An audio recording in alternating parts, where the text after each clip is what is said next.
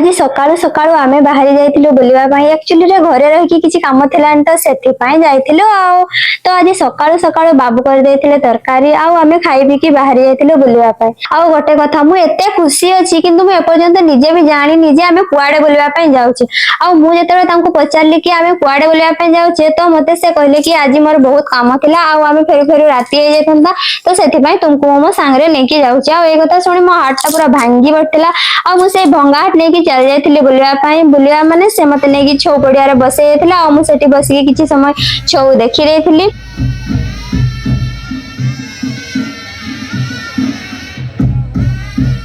आ दीर्घ 2 घंटा अपेक्षा कला परे से आसीथिले आ सेतर को मो अवस्था पूरा खराब हे जाइथिला आ तापरे हमें गोटे मंदिर को जाइथिलो आ सेठी किछि समय बुलाबुली करि सारथिलो तापरे हमें घर फेरि आसथिलो आ आशा बाटरे मो गाडरे सोइ पडथिली आ तापरे हमें बाहरे गोटे जगह रे खाइ देथिलो आ तापरे घर को फेरि आसथिलो आ आपण मन को जदी मो वीडियो टी टिके भी भलो लागिथिबो तेबे मो आशा करिछि कि आपण माने मते टिके सब्सक्राइब कर देबे।